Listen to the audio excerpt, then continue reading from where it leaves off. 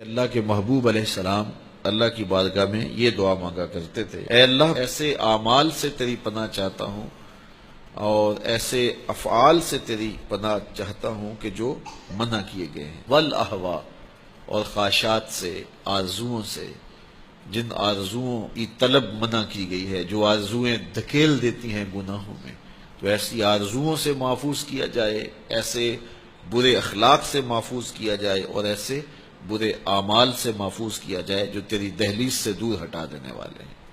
تو اللہ کی بارگاہ میں یہ مانگنا چاہیے، چونکہ دلوں کے اندر حرص، ہوس، خواہشات بہت کچھ جنم لیتی اور انسان ان خواہشات کو پورا کرنے کے لیے پھر دیوانہ ہو جاتا ہے، اور وہی دیوانگی اس کو حلال اور حرام کی تمیز ختم کر دیتی ہے۔ جب کسی چیز کو حاصل کرنے کا جنون پیدا ہوتا ہے تو پھر جنون اندھا ہوتا ہے، پھر وہ سوچتا ہے کہ یہ چیز میں نے ہر صورت حاصل کرنی ہے،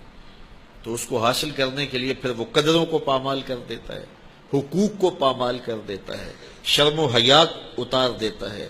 حتیٰ کہ وہ اللہ کے بتائے ہوئے اصول اور ضوابط اور طریقے ان کو بھی پامال کر دیتا ہے۔ کسی کا خون نچوڑنا پڑے، کسی کا حق غصب کرنا پڑے، کسی کا مال لوٹنا پڑے، وہ اپنے ہدف تک ہر صورت پہنچنا چاہتا ہے کہ یہ میرا ہدف ہے، میرے پاس اتنی جائیداد ہونی چاہیے، مجھے یہ حاصل کرنا ہے اور ہر صورت حاصل کرنا ہے۔ تو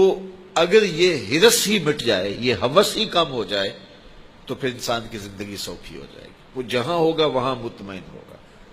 تو اللہ کی بارگاہ میں یہ دعا مانگنی چاہیے کہ مالک میری آرزوئیں کم ہو جائیں اور میری ایسی آرزو میرے سینے میں پنپنے نہ پائے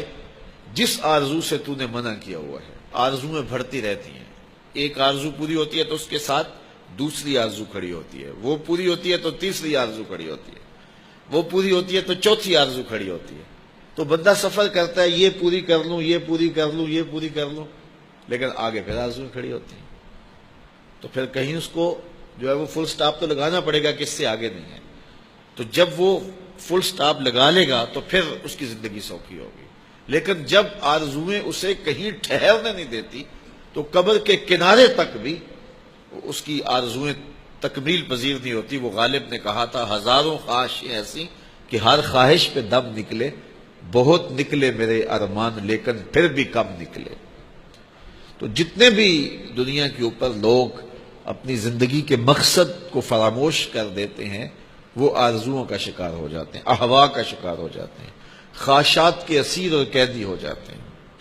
لیکن خواہشات بڑھتی چلی جاتی ہیں اور انسان کی کبھی بھی تکمیل نہیں ہوتی۔ حضور نے فرمایا، ابن آدم کو اگر ایک وادی سونے کی دے دی جائے تو وہ دوسری وادی کی آرزو کرے۔ آج تک کسی کو اتنا سونا ملا تو نہیں ہے، لیکن فرض کرو کسی کے پاس اتنا سونا بھی ہو تو اسے تو پھر خوش ہو جانا چاہیے، تو وہ کہے گا کہ نہیں مالک اگر 2 ہو جائے تو کتنا اچھا ہو، اور 2 ہو جائیں تو وہ کہے گا 4 ہو جائیں تو کتنا اچھا ہو۔ تو یہ دیکھیے، یہ دنیا کے اوپر یہ کہاں سے کہاں لوگ چلے جاتے ہیں لیکن مطمئن نہیں ہوتے۔ تو کسی جگہ پہ ان کو فل سٹاپ لگانا پڑے گا، تو اگر نہیں لگائیں گے تو وہ خواہشات ان کو آگے لے جاتی جائیں گی۔ تو اللہ کے محبوب علیہ الصلوۃ والسلام اللہ کی بارگاہ میں یہ دعا مانگتے اور ہمیں تعلیم دی یہ دعا کہ اے اللہ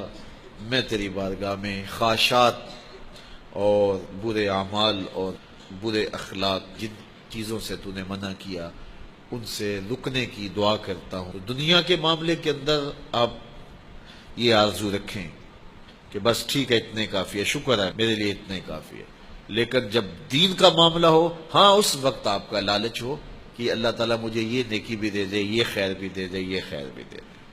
5 نمازیں پڑھتا ہوں، اللہ مجھے تہجد بھی دے دے۔ پھر کہا مالک تو مجھے 7 روزے رکھنے کی توفیق بھی دے دے، صدقے کی توفیق بھی دے دے۔ تو پھر آرزو بڑھتی رہے صدقے کی، خیرات کی، نیک اعمال کی۔ لیکن یہاں ہم جب اعمال خیر کی بات آتی ہے تو اس وقت ہمارا رویہ یہ ہوتا ہے کہ اگر فلاں بخشا گیا تو ہم بھی بخشے جائیں گے، فلاں تو نماز بھی نہیں پڑھتا، میں تو پھر 5 پڑھتا ہوں۔ اور جب دنیا کا معاملہ آتا ہے تو پھر ہم اپنے جو ہے وہ آگے دیکھتے ہیں کہ فلاں کہاں پہنچ گیا، ہم کتنے پیچھے رہ گئے۔ تو ہماری پریشانی، ہماری ٹینشن یہ ہے کہ ہم دیکھتے ہیں فلاں کے پاس وہ ہے، ہمارے پاس نہیں ہے۔ لیکن اگر ہم نیچے دیکھیں کہ فلاں کے پاس یہ بھی نہیں ہے تو پھر ہمیں سکون اور طمانینت مل جائے۔